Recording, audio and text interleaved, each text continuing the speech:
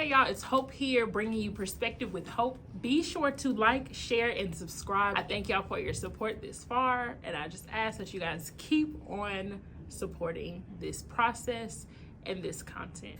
Hey y'all, it is Hope here, bringing you Perspective with Hope, and I have Ayana. Ayana here with us today. We're going to have a God conversation. She's a little bit nervous, but she got this, right, y'all? Right. Okay, yeah, okay. Okay, so introduce yourself. Who are you? I'm Ayana. I'm one of her old students, and I'm 20. Yeah. That's it. You are one of my former students. And Dancers, Bluebell to be exact. And why did you want to have a God conversation today? Because I want to put myself onto that path with God, but I'm not really sure how to start it. So, yeah. I love this because I feel like there are so many people, your age for sure, but honestly, even people my age that are not really sure how to start this process. And one thing I can say for sure, it does not look the same for everybody. Right. Yeah. So why do you want to start this process? Because I'm in the process of trying to find myself again, like the old me. And some people say it's good when you like lose that part of yourself, but me personally, I miss that part of myself, so I am trying to find it again. And God was a part of that, so yeah. Oh, okay, I see what you're saying. Because I'm about to ask you, like, what a part of what about your old self do you miss? All the anger that wasn't inside of me. I'm an angry person now, a little bit. It's just a lot of stuff built up that I have to release, and yeah, that's really the most part. I feel like I've changed mentally in a bad way. So let's go back though, because I think that one thing I've always said about you is you have a very powerful story, honestly, and one day we can do a testimony, but I think that it's important to start from the beginning. What is your beginning? In what context? Yeah, as much as you want to give, you know. Well, I didn't have like a bad childhood growing up.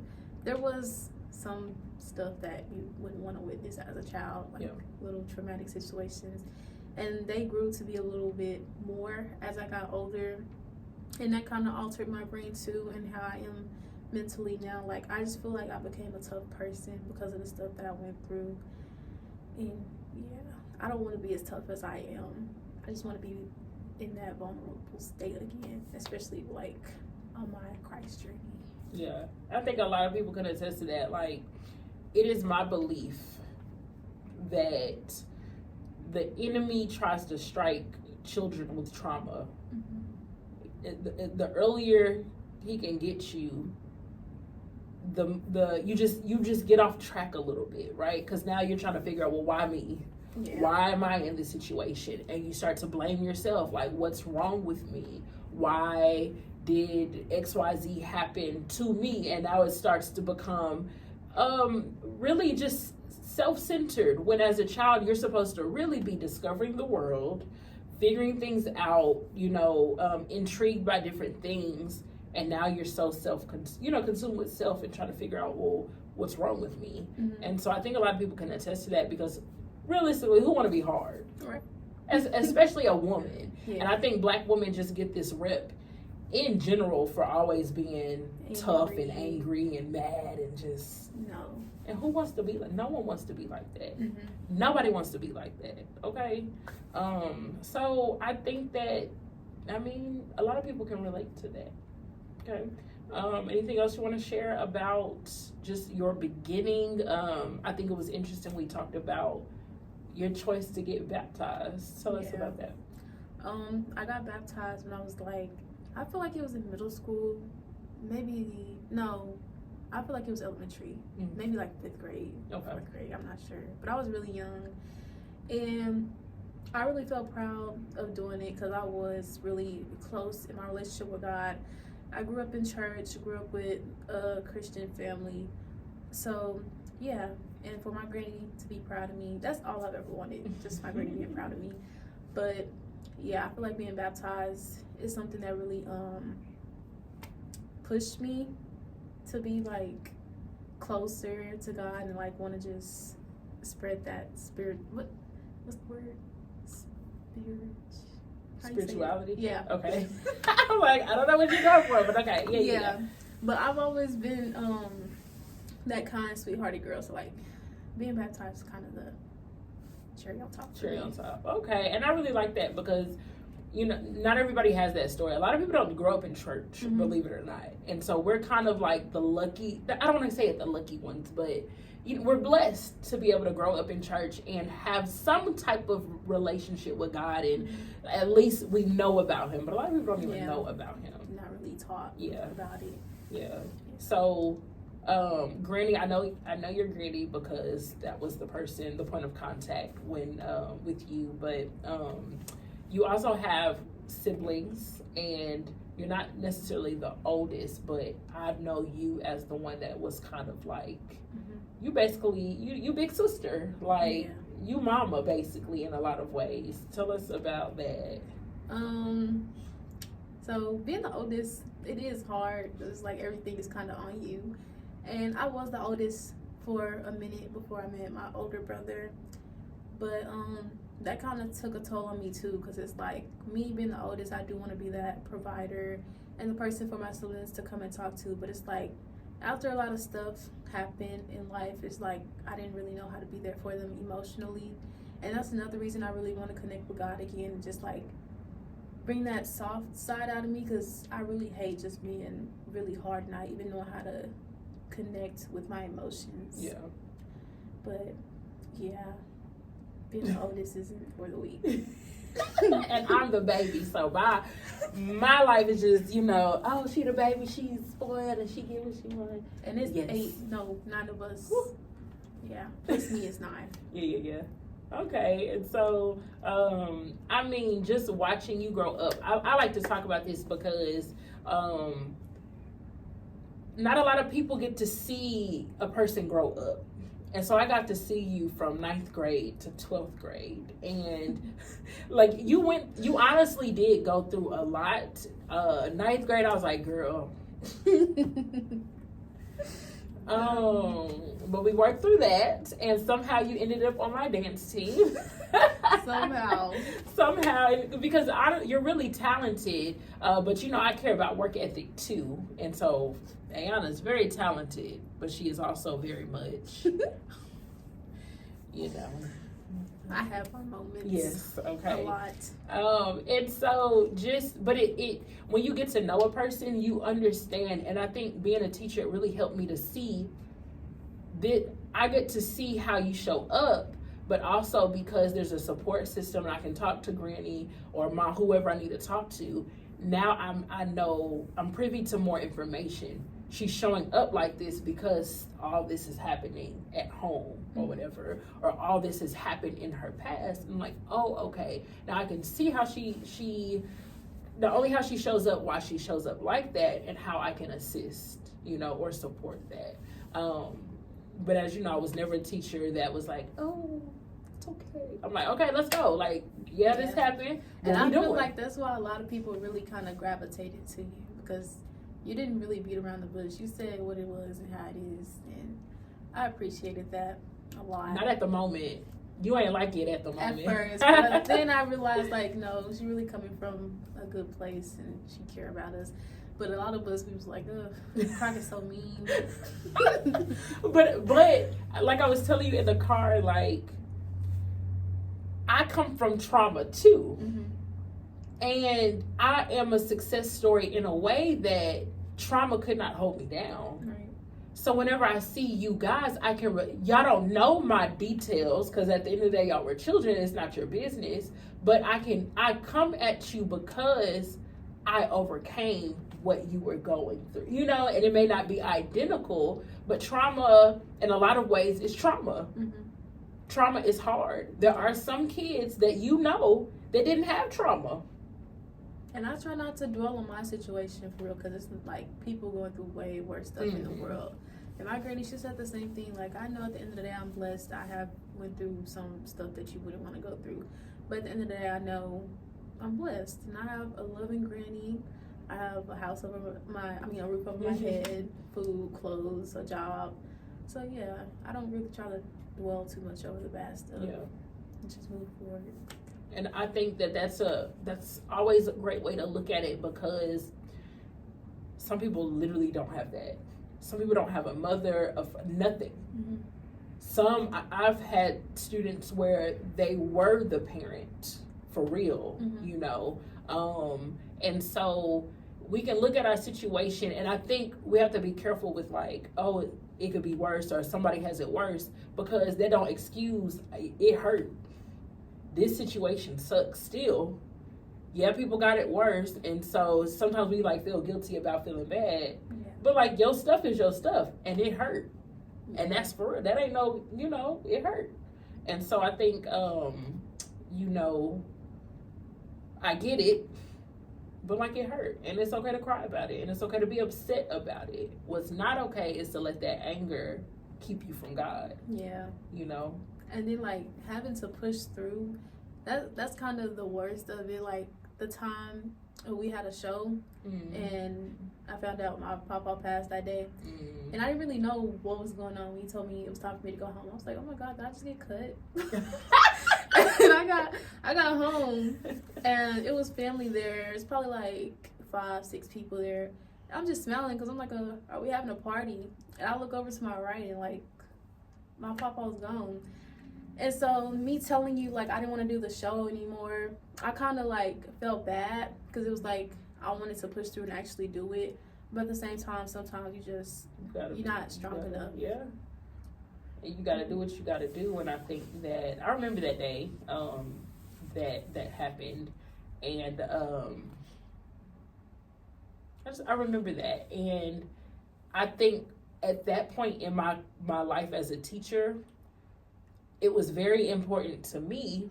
It's not to communicate to y'all, even like when Maddie made her decision of not dancing and all that stuff, I was very clear. You're not living to please me. Mm-hmm. You're not living to please your mom, your granny, whoever. What can you live with? Right. And I think, I have to give my advice, like, or a suggestion, like, you think you can't live through this, but I'm telling you, as someone that has, you could. Mm-hmm. You could, but also you got to make your own decision, and don't make it based off me or your mama or what you think people gonna think.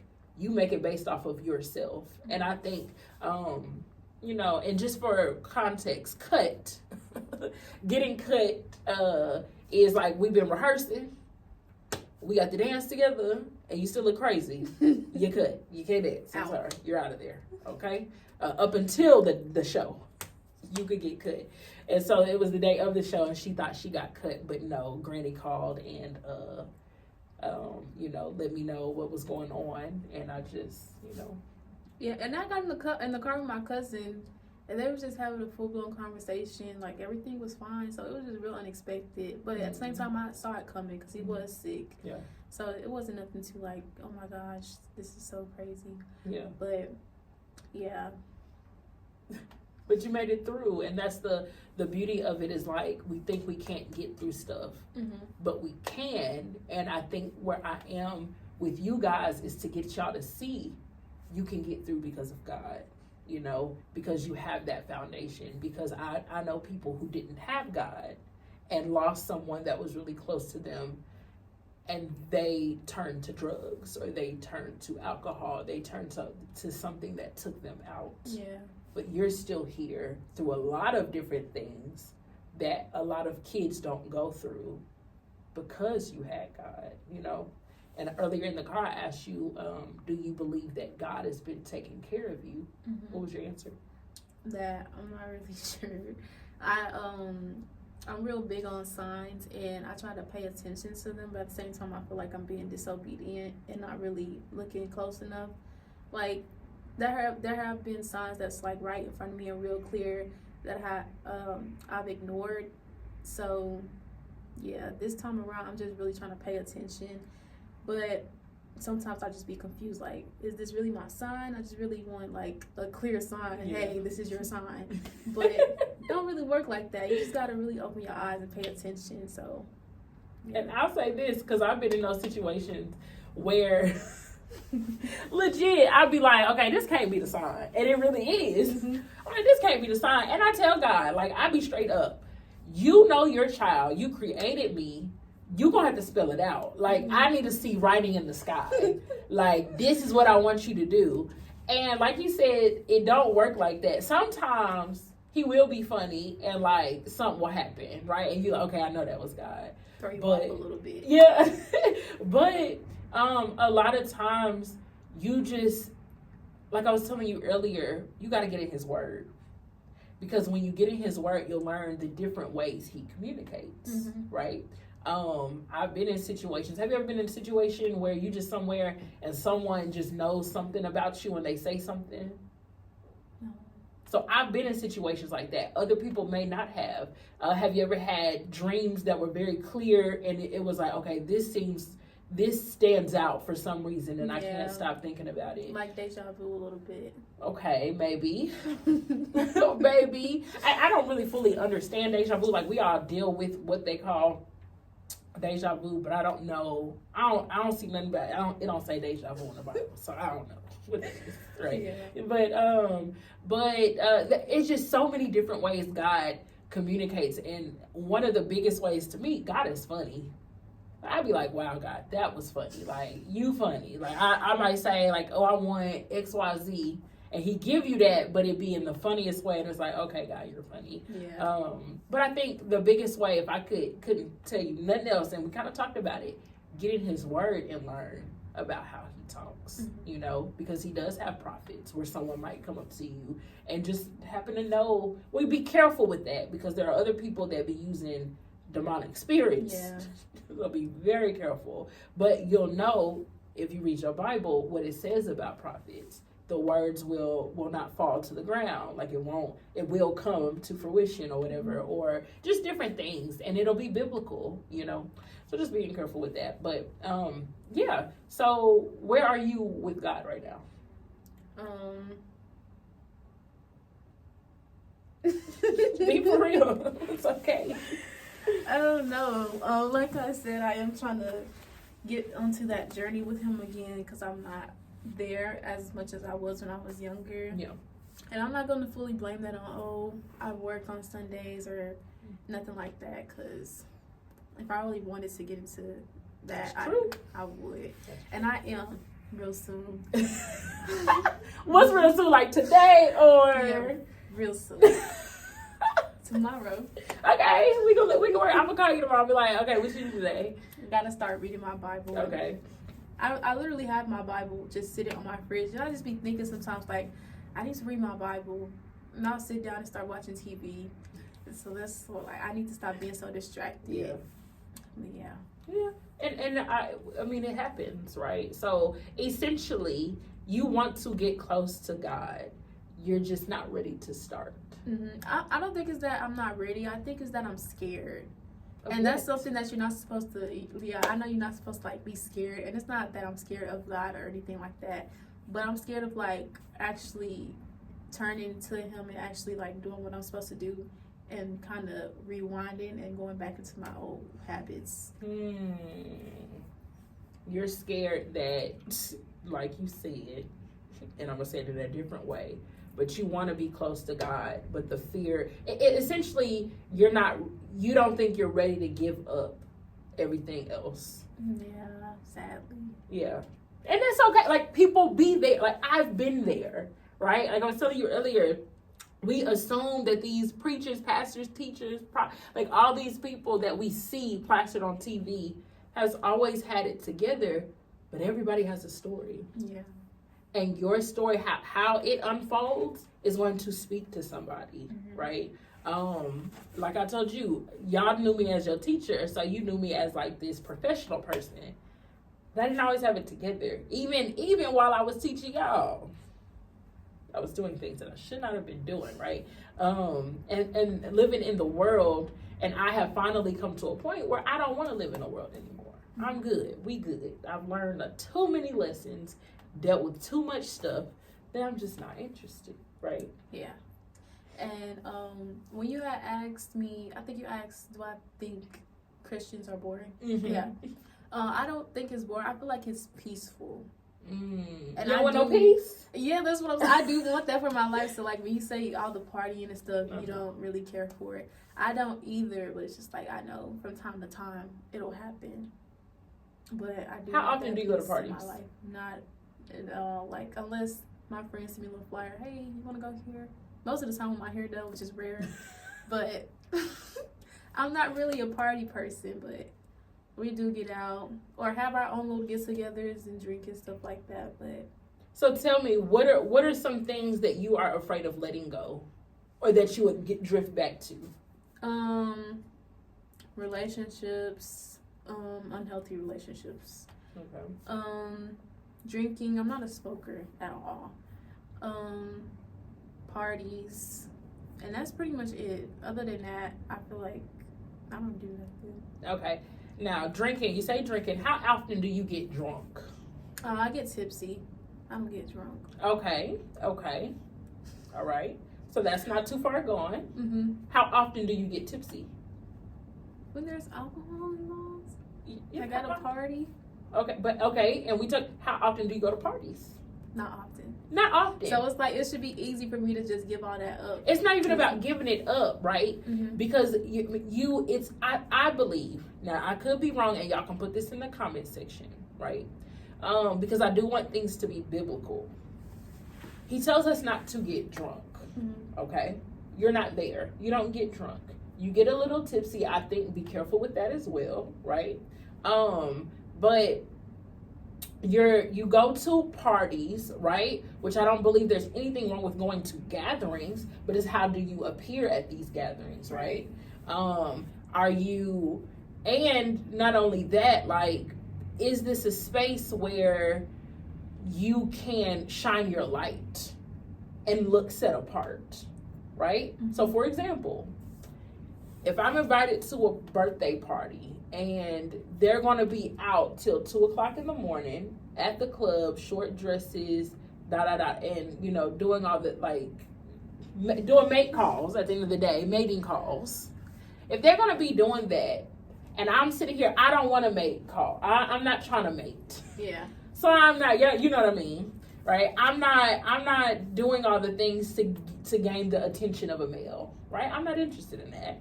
I'm not gonna be drunk already. We've already talked about you not doing that. And I can just show up and I can still, and I've done that. I've gone out. The last time I went out was May 5th, 2023. That was last year. And it was on Cinco de Mayo.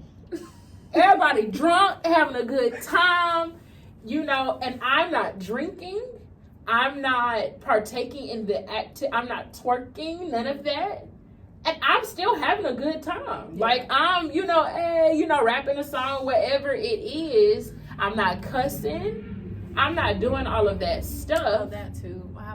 You be cussing? Oh, I used to cuss a lot. A lot. Ooh, they used to call me 4-letter Crockett in school. Because every time I would get in trouble, I done said a 4-letter cuss word. But I'm not doing that. And I look different at the end of the day. You with your friends, and they got their friends.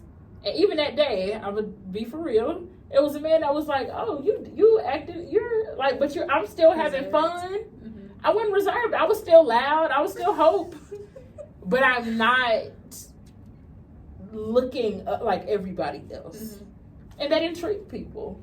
I got attention just based off of that. Yeah. I didn't have to go with. I had on some jeans, a little crop top. Hey, maybe the crop top I was convicted that day. I was definitely convicted on my outfit because I knew what God was doing in my life. And he told me that day, girl, why is you showing up like that? What you trying to do? Okay. So I was convicted on that, but I didn't have on a booty short. I wasn't wilding. Okay. Mm-hmm. So can you go in that environment and be set apart? You think you could? Yeah. Yeah. I'm not really that type I'm really shy in any environment. So even when I'm with my friends, I'm really like quiet, low key. I'm the mother of the night kind of. Just make sure everybody get home safe. And I've never gotten drunk because I just, a lot of stuff can happen, and I like to be aware of my surroundings. Amen. So I'll never ever get drunk. Even when I'm just with my friends that I trust, I can't get drunk. Yeah. So Yeah, I don't feel like that would be something just crazy to give up. So yeah, and it's a slow process. But even if you're recognizing, like, okay, I'm going out and I'm not acting like everybody else, that's something. mm-hmm. God calls us to be set apart, right? But also, you don't do it that often. All the other time, if you go out once a month, right? Mm-hmm. It's 30 days in the month. 29 days, I'm in the Word. Mm-hmm. I'm showing up at Bible study. I can't go to church because I work on Sunday. But you can incorporate. How are you incorporating God in your life? And I think that's the most important thing, because at the end of the day, God gonna change you. Mm-hmm. Eventually, you're gonna be like me. That was May 2023. I'm not interested no more. I'm sorry. You invite me out for your birthday, we can go to dinner another day. But I'm not going to no club. You're not going to catch me at the club. But also because God is doing a work in me. And realistically, if I'm out here doing live Bible study Monday through Thursday on YouTube, join us if you want to, Monday through Thursday, and they see me there at the club, that don't look right. And that does not represent God right on who he's called me to be, right? So I think starts like, okay, you be partying once a month or 2 times a month when your hair done. And then the night we went to a prayer circle, I had posted on my story before I posted the prayer circle. It was a video of me with an alcohol bottle. And I was in the car, I was like, oh my gosh, I just posted this right after I just posted this bottle.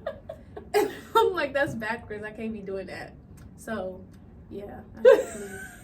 But to see, look, God is already working, because you got convicted and like, this might not be right. But so God is working on you anyways. As we get together and pray and you show up for like little events that we do once a month, if you want to check them out in Dallas, Texas, and getting closer to God, he gonna change you. It's no reason to be afraid. God says he does not give us the spirit of fear. So what are we afraid of? Yes, God gives us grace, right? Now, grace, it says it in the Bible. I can't quote for word right now. But grace is not for you to go wild. You can't, now, we making this walk and you want to make this commitment. But now, you went from one night. Now, every weekend you at the club. Okay, Be careful. But he gives us grace because he knows where we are, and he will meet us exactly where we are. So wherever you are right now, God will meet you in that. Now let's talk about this third thing. We talked about drinking. We talked about the, going out to the party. Relationships. Okay. Why would that be a fear? Because boys tend to just distract you and bring a lot of badness into your life. And I learned the hard way. So. You want to go back to that? Because you said that's holding you back from. No answer. Okay, no comment. No answer. No comment. But I think that, I personally, I want a godly man. I happen to be dating a godly man. And I've dated men who were not godly and who made me compromise who I was and who God called me to be. Which one you think was better? Our relationship? No, I'm talking about the options. You got someone that's making you compromise. They know you love God. They not into that. So they can talk to you and tell you, okay, it's just, we just did it. You know how these men speak. It's just this. It ain't that bad. Right? I've had situations like that. Negro, please. Sorry, excuse me.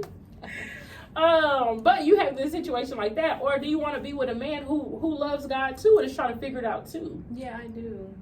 And it's a lot of like little boy minded men out here, so it's kind of not hard to find, because I'm not trying to find nobody, but hard to come across because these boys are in the world and not. But also, Ayana, I want to tell you this: at 20, they're boys. They are not men yet. Yeah.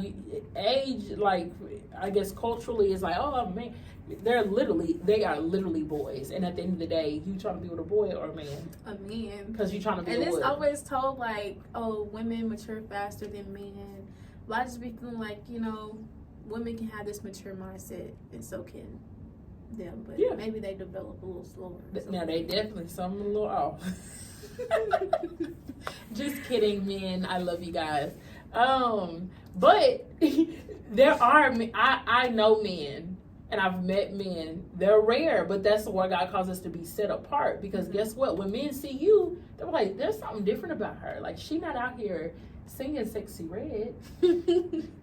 And Glow, like, she's out, something different about her. I'm telling you, that Cinco de Mayo day, someone's like, oh, okay. You know what I mean? Cinco de Mayo.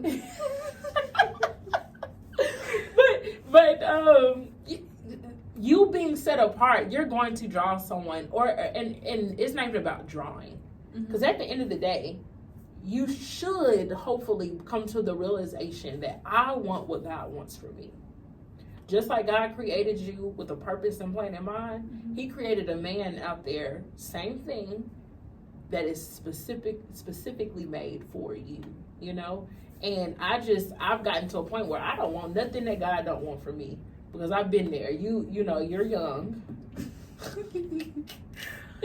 But the experiences, honestly, for me, get worse. Because you assume that the older you get, the better these people will be. But at the end of the day, if they're of the world, they're never going to be better. It's never going to be ideally what you want, because they don't love God, you know? And so, yeah, that's my little tidbit. I'll leave that alone. But honestly, Ayana, you're so close. You baptized, you made that decision at, you think around middle school, elementary. You made it at a young age, but like you said, you made the decision. It wasn't because of peer pressure, because your granny, because whatever. You made that decision. You are so, everybody, she's so close. She's so close. And I guarantee, like, y'all don't know all the details. One day she's going to tell her testimony, but she has a beautiful story that she has overcome. I'm excited for how God's going to use you.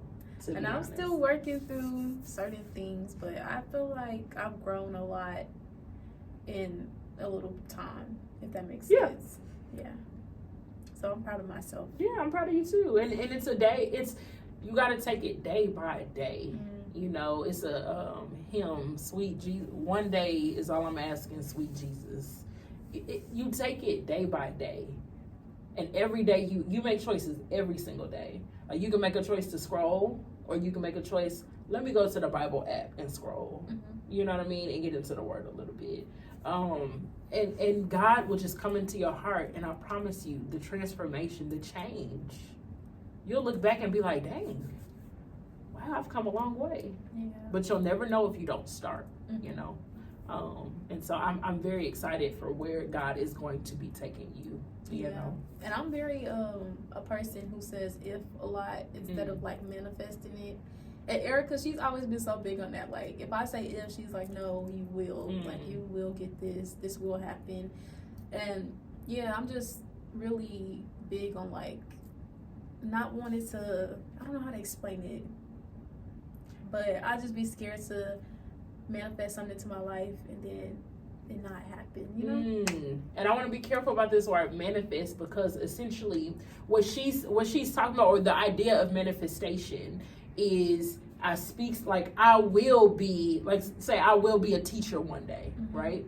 And so you say it enough and you believe it enough that it comes to you. That's what manifestation is essentially. And I think that being careful with that, because you want what God wants for you, right? So I could say I will be, say even a teacher, right? And you have teachers. So we was in the hood, okay, and we had teachers that did not come back, like didn't make it the first 6 weeks, okay? Please, no names. But a lot of I was there for 8 years, and every year, right?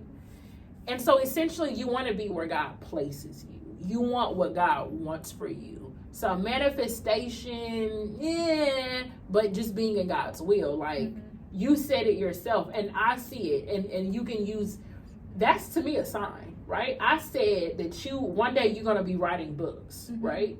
And then you had confirmation because you feel that, right? And I said it based off, I never knew you was writing. Yeah, I would have never guessed. A lot. I was her teacher. I would have never guessed. Right? I didn't know that, right? But there's something that I see in you. Maybe that's a sign from God. Like, this is something that I want. Start picking up a pen, right? And start doing it because there's something there.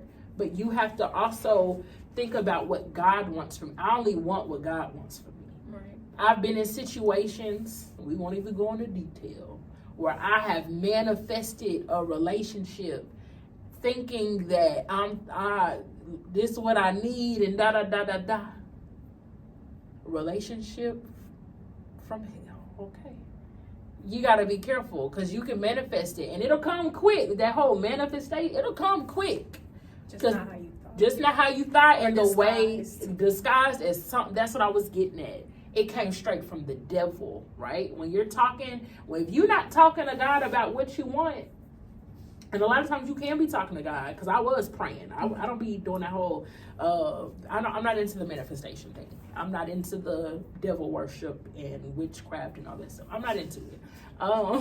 But I was talking to God. But guess what? The devil hears your prayers too. And you got to test the spirit by the spirit. You got to know what's up. Yeah. But you can't do that if you're not in your word. Right. You know? And some stuff be so obvious, but we're so in the world that we're blinded. You know? Like, you know, dang well that boy, like, no. And when you look back, you're like, wow, what was I thinking? Red flag. The veil was not lifted because you were not turning to God, okay? And so all them red flags that was very clearly read by everybody else. Turned a blind eye. Turned a blind. That was orange. You like, I think that look a little yellow. No, baby, that is straight up red. And so when you're not focusing on God, you'll get that confused. So be careful with that word manifestation. I know y'all mean well, but be careful. You know, yeah. Oh, you're so close. I'm excited for you. I'm excited for me too. I'm very excited for you. I can't wait to see what God does for you. And I'm gonna say the next year. I feel like this talk is definitely gonna push me to want and do better for myself, and actually get into His Word for real. Yeah, and I'm gonna start being like, "What you doing? Just read your word today." Did God come first today, right? And it's a process. I don't ever want people to think that like it happens overnight. For some people, it does. I've heard stories where people legit like were living in the world and something happens and it's like, I'm here for God. And from that moment on, they were with God. Other people like myself, it took me a while. I am 30 years old. It took me seconds. I had to yawn. I didn't want to. What was happening? I am 30 years old. It took me 30 years to get here. But I got here. However, I really believe that like if I had somebody walk me through it, like I'm trying to walk with you guys through it, I think it would have been so much easier and I would have come to certain conclusions sooner.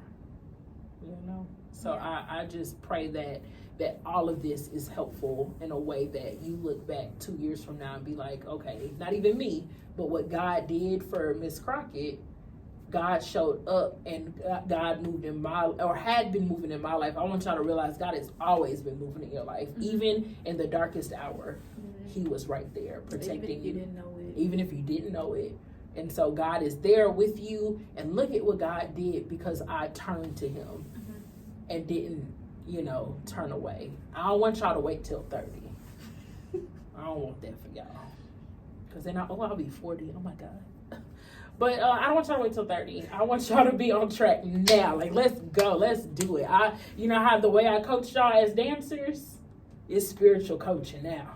Let's go. Let's get it. What is God saying in your life? And I just feel like with your testimony, whenever you decide to share it, I believe you'll see and you'll know. And I can see God has always made sure that you never went to the edge. Like, even if I wanted to, like, there was moments where I wanted to put myself in the position of the mindset my dad was in, And it was just like, you know, why? And I'll never forget the time where me and you was talking in your office at Hutch, and you said I might feel like I wasn't good enough for my dad to stay. And that always like made me think like, I just always felt like I was okay, but in reality I was just kind of going with the flow or kind whatever. of numb. Yeah, real numb, because it was just like, wow, you know. Yeah. But yeah. And I think it's so easy to feel like, I mean, any situation can make you feel like you're not good enough. Mm-hmm. But what you went through and what you had to deal with, I think that's a real reason. You know, it could be like, oh, my mama don't get me what she wants, so I'm not good enough. That, you know, the spoiled side. Mm-hmm. But you had a real reason to feel that way, you know? And it's okay to experience that. That's your experience. It's okay to feel that way. But what I don't want to see is you let that wreck your life. Yeah. Because at the end of the day, you're still alive. You still have life to live. And you have a purpose. Mm-hmm. God has a purpose for you. Don't let that trauma or that situation or that lie from the enemy make you believe that you're not good enough to be here. Yeah. And my ex, he has this family member who passed, and he will always like kind of dwell over it, and I wouldn't know how to tell him like, you're alive. That's, you know, in a sense of like, I just feel like he would want to be sad, and I didn't know how to like explain that without coming off like I don't care. Yeah. Because I know I went through some sad stuff too, and it was just like, you know, it is what it is, but at the end of the day, I'm still here, so I have to keep moving. And I would try to tell him that, but it's just like certain people just want to stay in that moment and like, you know, they lost this person, which is understandable. People grieve differently. Yeah.